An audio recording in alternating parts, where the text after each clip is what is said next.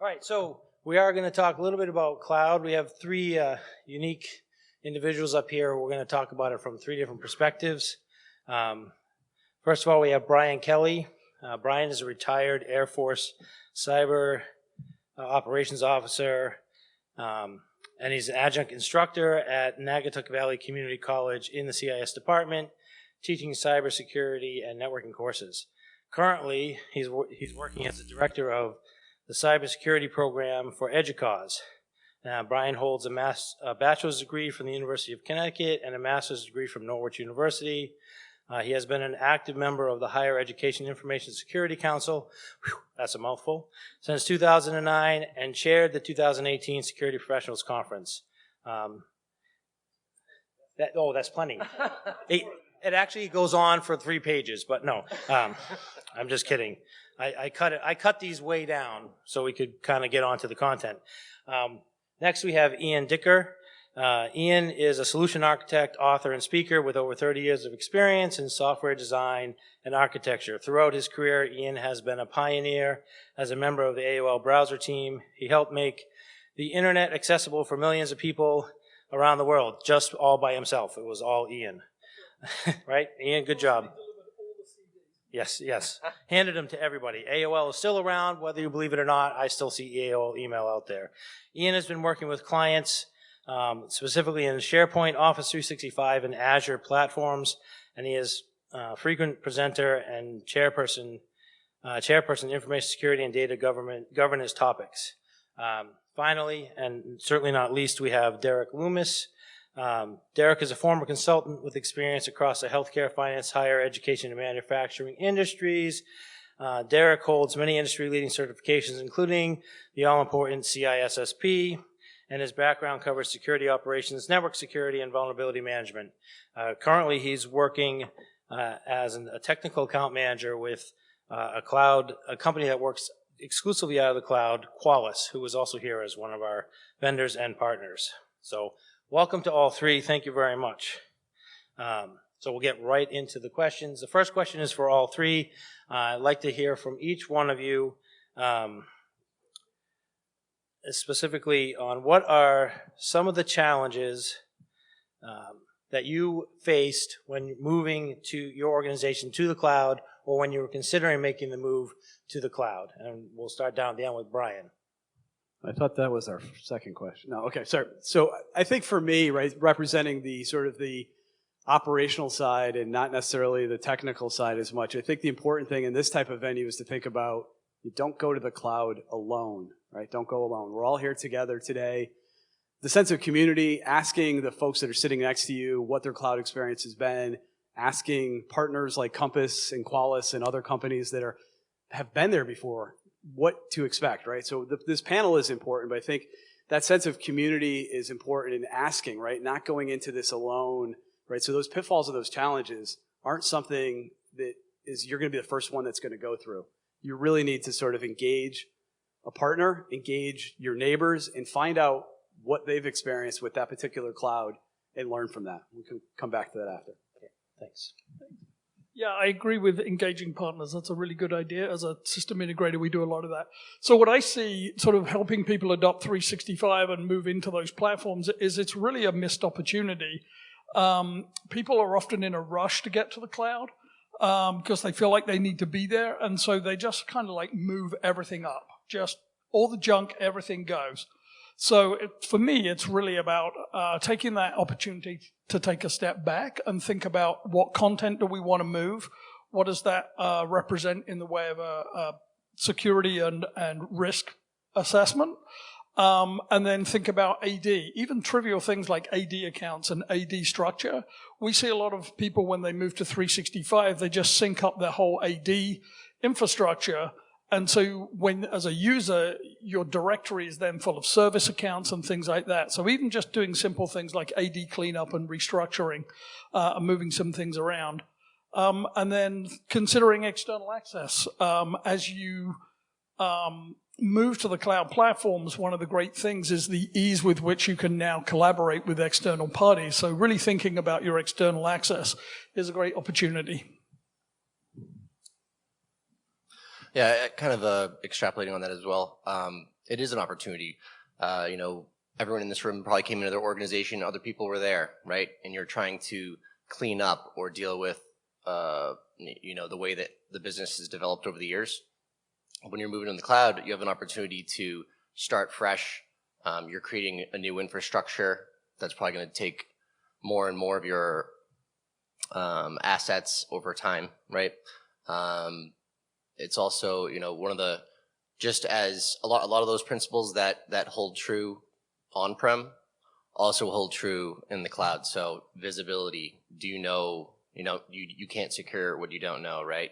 So having an idea of what asset inventory you have in the cloud, just as important as it is on-premise. So set those cornerstones and set that foundation, just like like Ian was saying here. So set yourself up for success. All right. So you're right, Brian. I did switch the questions around on you guys. I was just trying to keep you on your toes. They thought it would be nice and easy and scripted. No.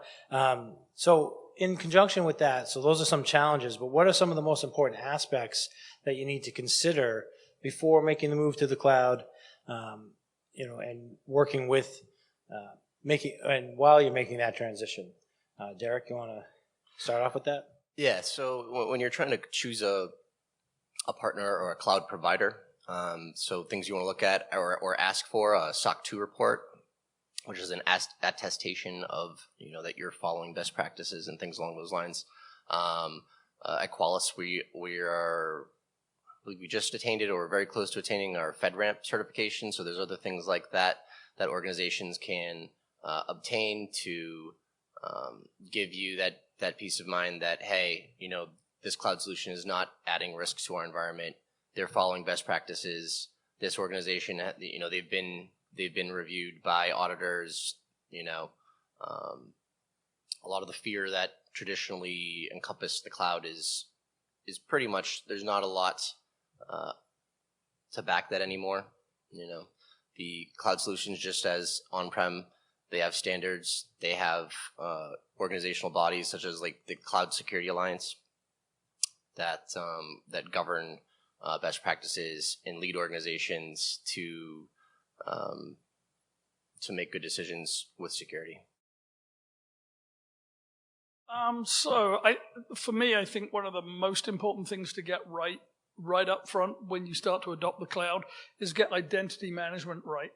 Because now in a cloud-based world, everybody says identity is the new security perimeter. And it really is important to understand who your users are, where they're coming in from, and making sure that you've got single sign-on set up with multi-factor authentication, hopefully with conditional access policies and things like that, to really sort of secure not just one cloud platform, but the many that you're almost certainly using.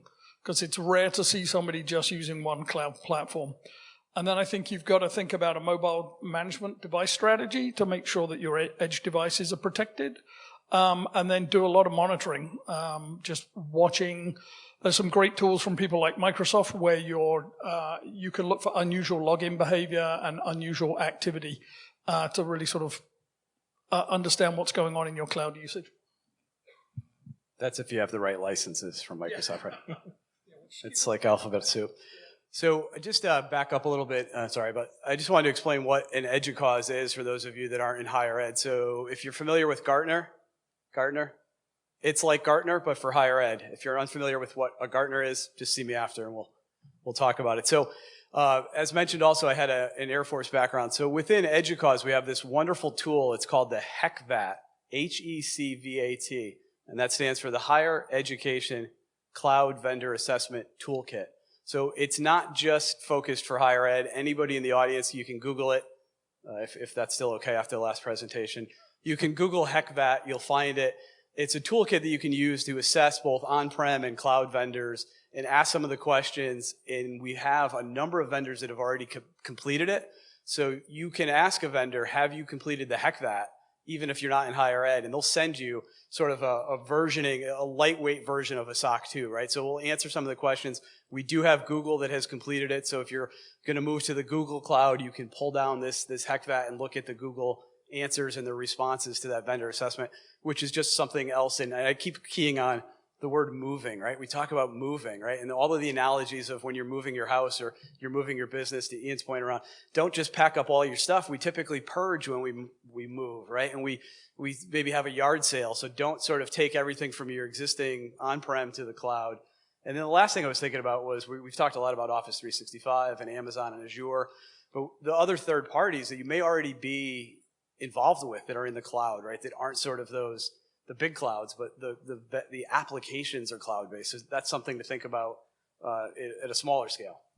Right. Like the second talk talked about using Salesforce, right? Salesforce is now all in the cloud. Right? If you're still using, most people are not using Salesforce on-prem anymore. Right? They're using Salesforce app, and they can access all their information from anywhere. Well, that's the advantage of the cloud. But we talked a little bit of some of the risks of using a cloud or moving to the cloud or transitioning to the cloud.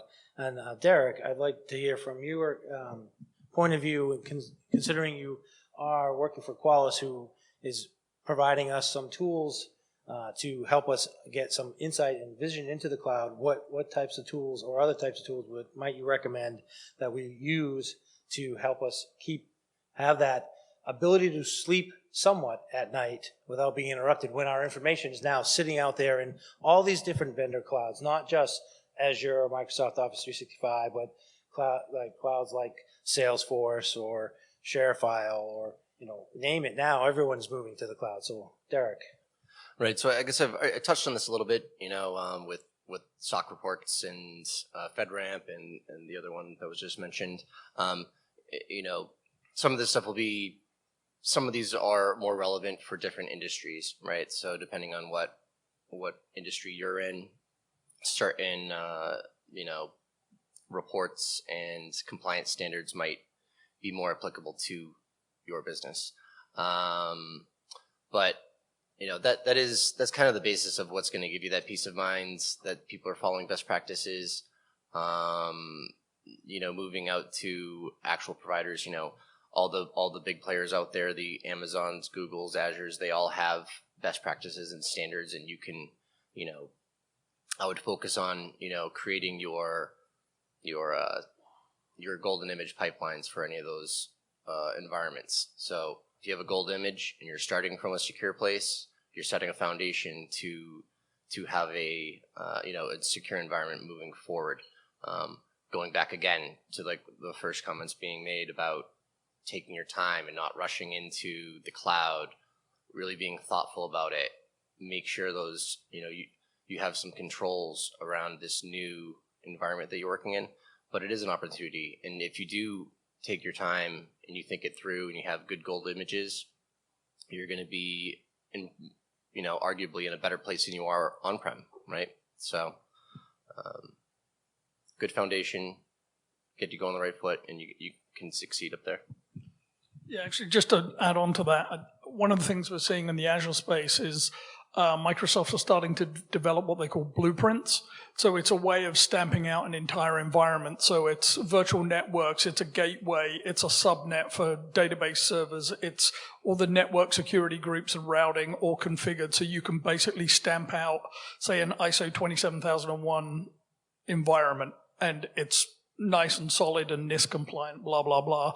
So it's a really great tool. And so as an Azure vendor, we start to do that for our clients, where we build like their gold image of, if you want to deploy a new environment for development or test, you can spin up the blueprint and deploy everything and not worry about how exposed is that environment, because it's been well tested.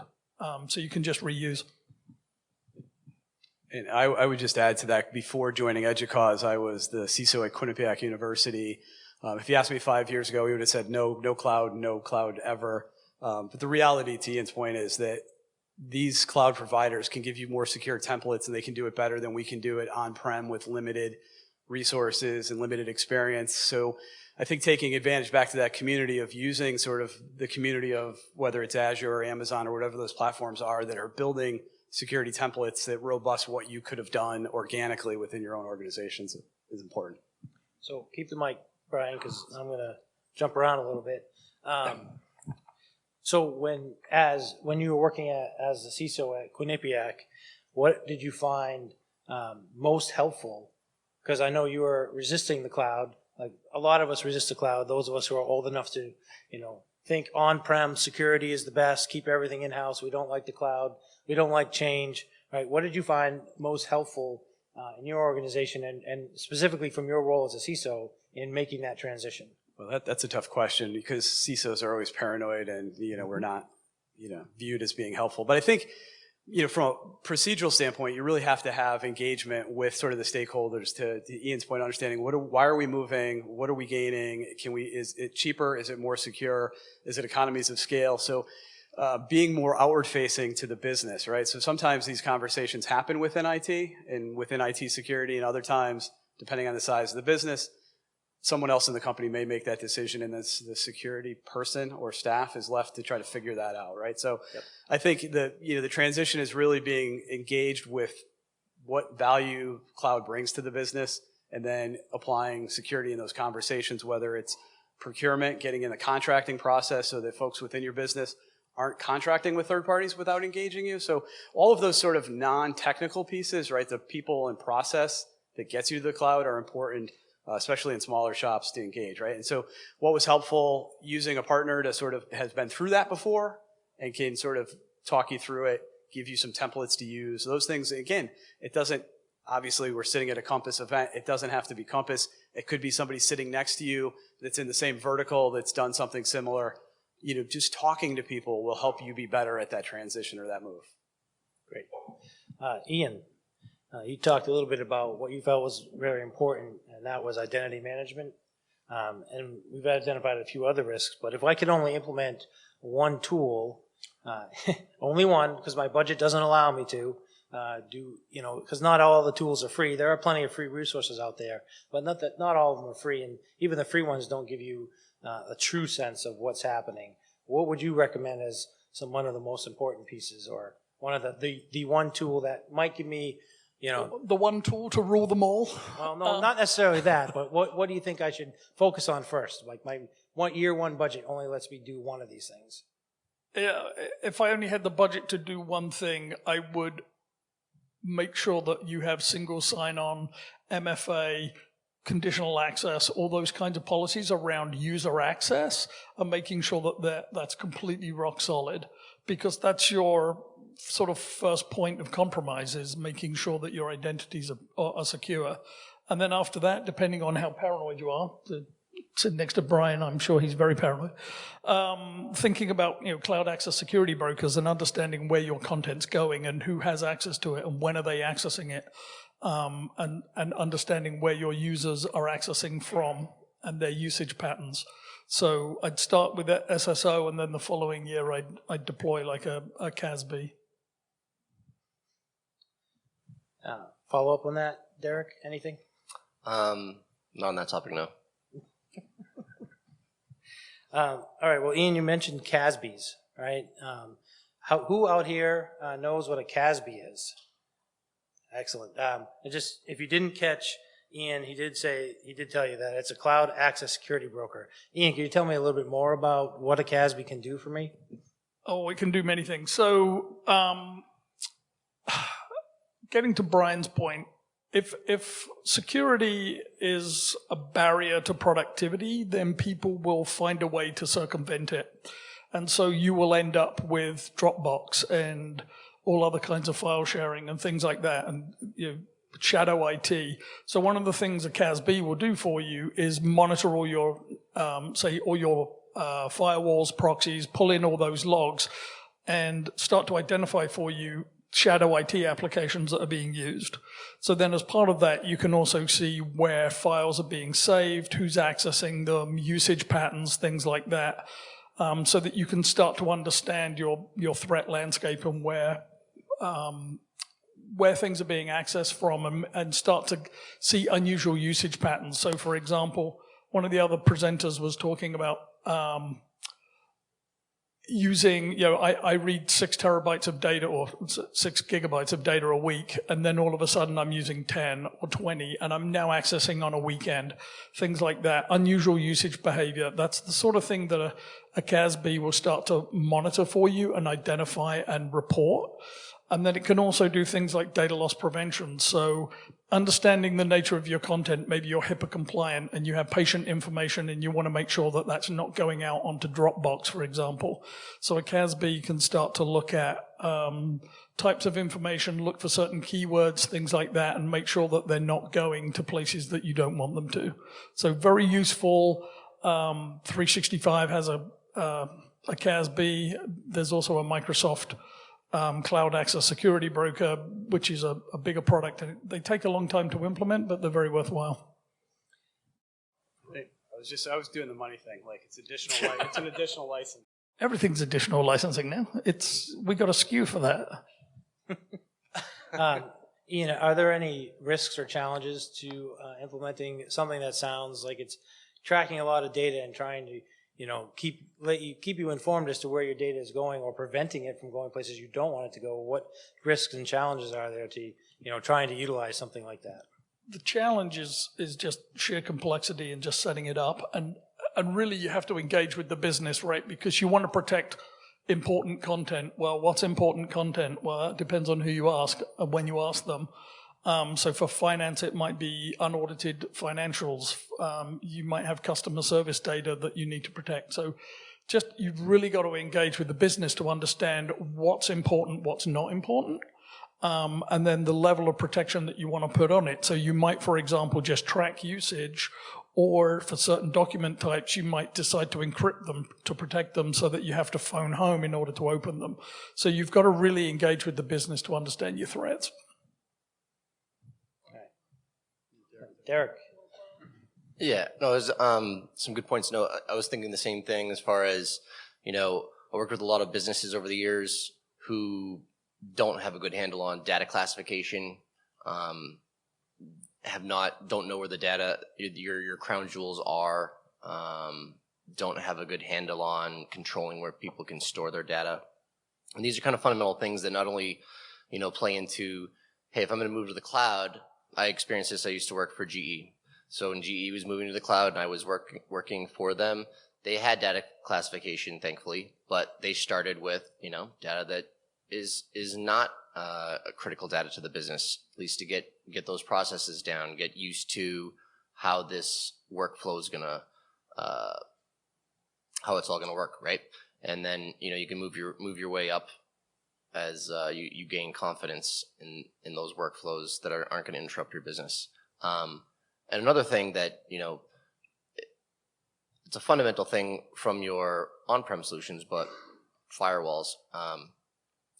Think about the last time you had an audit of your firewall, right?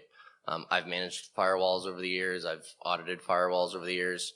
They're scary places to look. If you actually look at, the access control lists that are governing what you consider to be so secure and more secure than your cloud solutions, you'd be scared to see how many firewalls are not following anything close to a best practice. Allowing all TCP ports or something along those lines for a rule, because, your administrator for your firewall, their goal is just to get that access up because they got a ticket that just came in, right? So locking down your traditional perimeter is also very important as you're considering making those moves to the cloud as well. So just some fundamental things to think about. It's exciting to think about the cloud, but also think about some of the little things that you can do in your traditional environment. Hold on to that, Derek. So since you're working for Qualys now, Qualys is, for anyone who doesn't know, they're traditionally, and since their inception, have been a cloud software as a service provider. So their whole model has been on the cloud.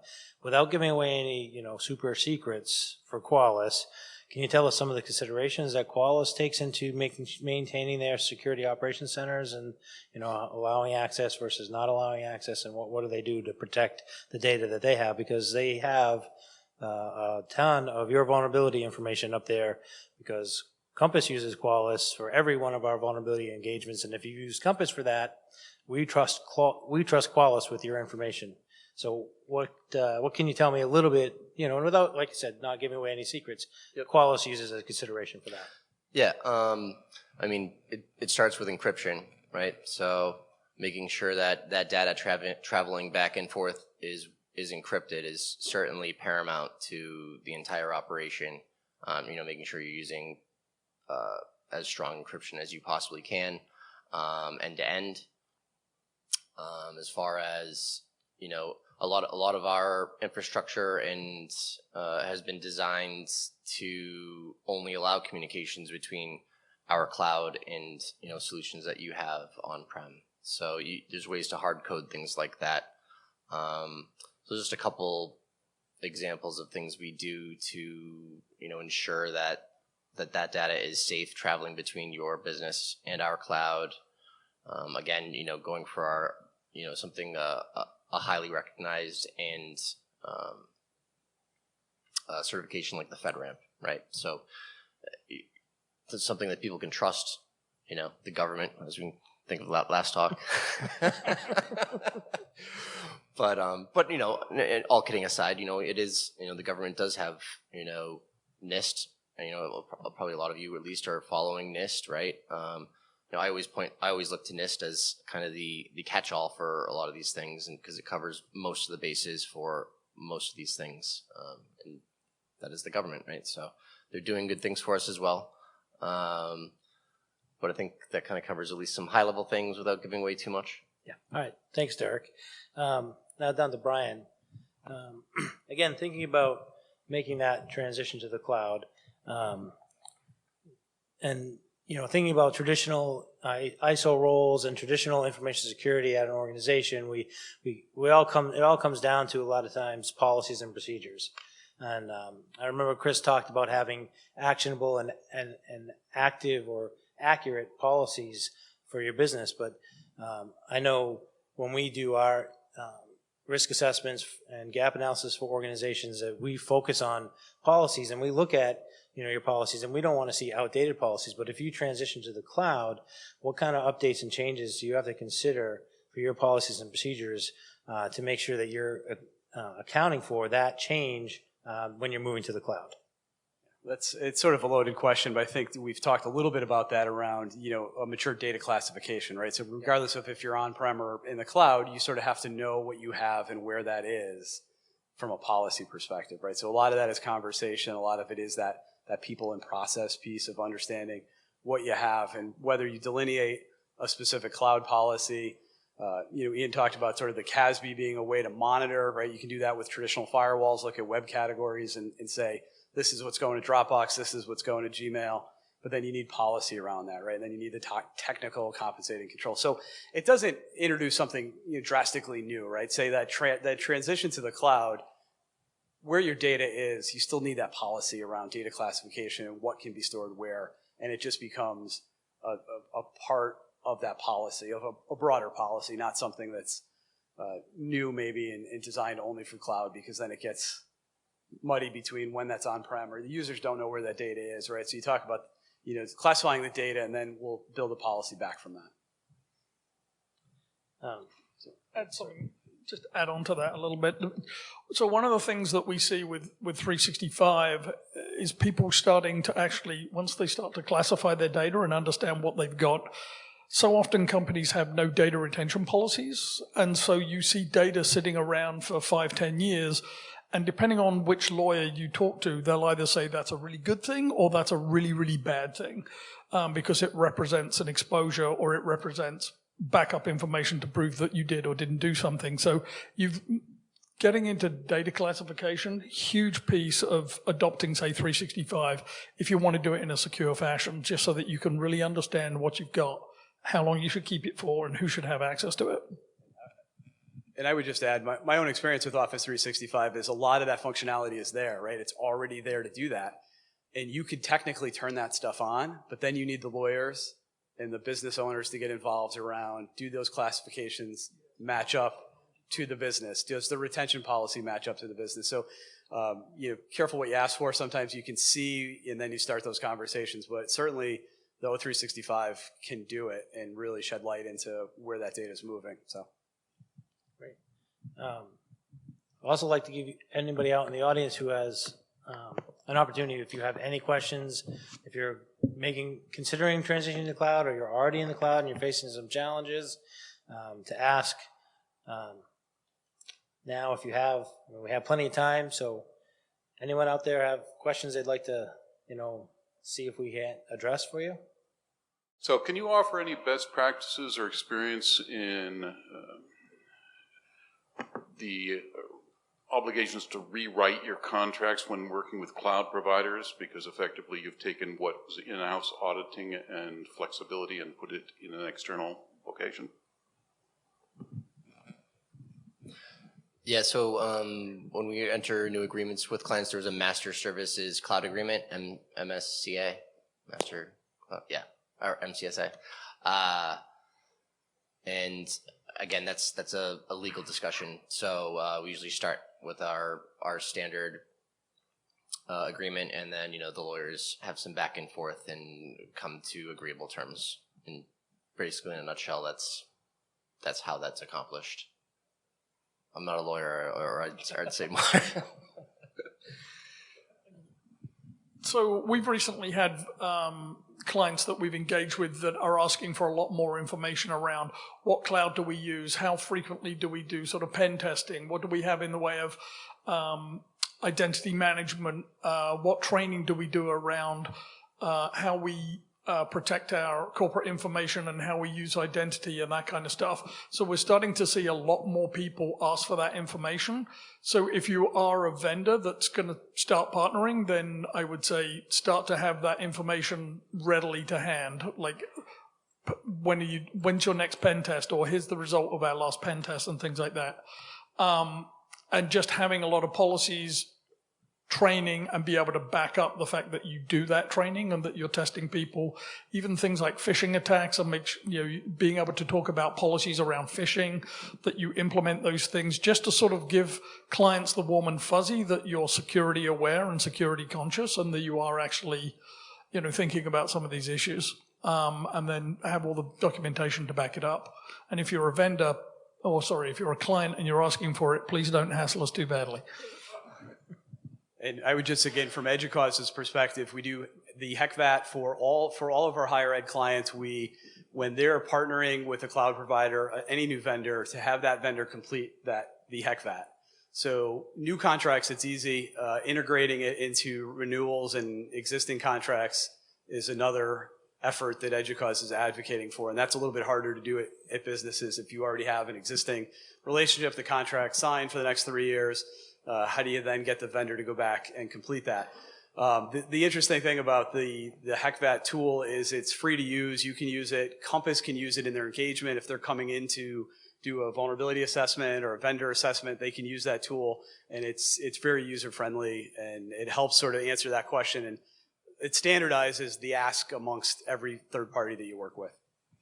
Yeah, Brian kind of hit on that a little bit. Is part, especially when you're going to something like Office 365 or Azure, AWS, those people become one of the most critical vendors that you're contracting with. And so this goes right to the top or near the top of your vendor management, list as a high risk, high critical vendor that you have to do those reviews on, make sure that they're following a good practice for securing your information, like Ian said, mentioning, doing risk assessments, doing vulnerability scans, penetration tests, all the things that you would expect to do for your own information when it's on-prem, or maybe you're required to do, depending on what industry you're working in, or if you're following something like PCI or HIPAA or any of those other regulations or guidelines.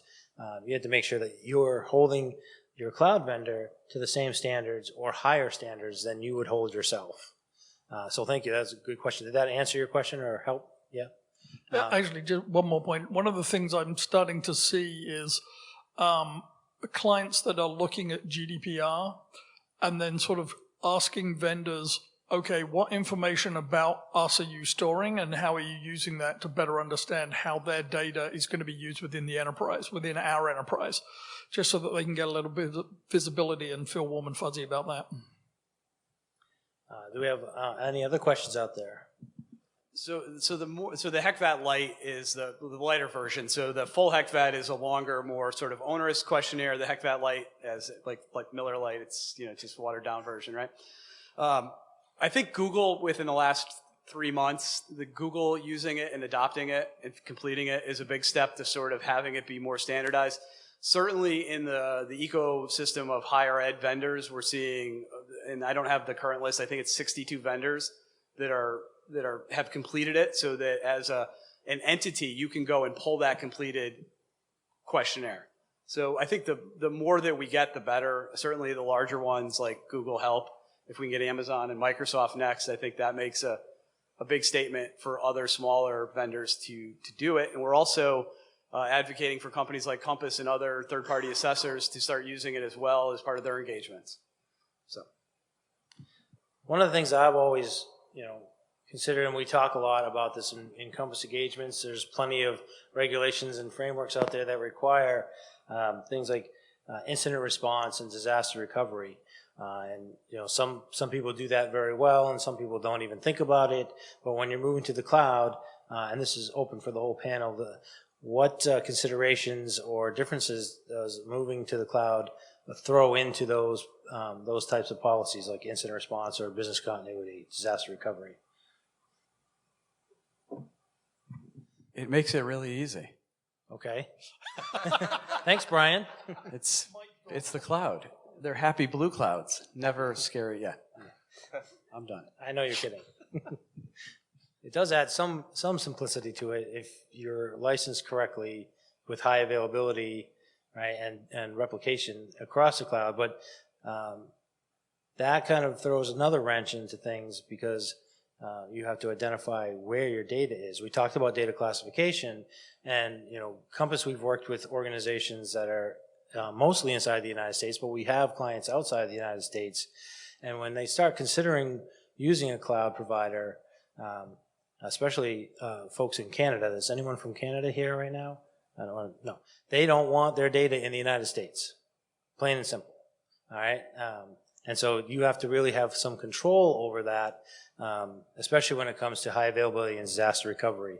But I won't step over Ian too much more. Ian, go ahead. Well, I was going to say there's a couple of things there, right? One, it depends on what cloud and how you're using it. So if you're using something like 365, DR is handled for you, he says in air quotes. So a lot of that sort of you can sort of ignore because Microsoft will handle that for you.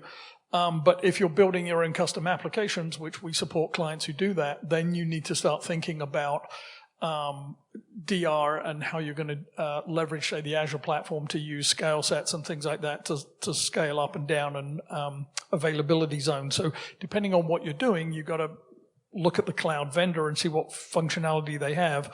But you also hit on another point, which is data sovereignty. So a lot of the European countries, your data can only reside in say, Europe, or it can only reside in Germany. So you've got to be aware of those when you're designing backup situations. Yeah, I think again, some of these things are, you just need to have a plan, just like you do with your on-prem solutions, right? So needing to know where the data is. So for what I do today, making sure, some people pull their Qualys data down and store it on their SIM. That's probably the most traditional way that this happens. But back to the first point here, it's great and it's easy. My personal experience, I actually had a disaster overnight, and this morning my phone died, and I have almost everything back and fully restored in 12 hours. I'm pretty happy about that, and I thank the cloud and Apple and all my various apps. But that was a great feeling that I'm not completely dead in the water, and that my data is actually back on my new phone, and I'm not really skipping a beat. So that's one of the great benefits of cloud versus on-prem. If you actually have a flood or an earthquake or something like that, and your data is actually stored elsewhere, you're in a much better place. I thank you very much for your attention this afternoon, and thank you all for participating in our cybersecurity symposium. Thank you.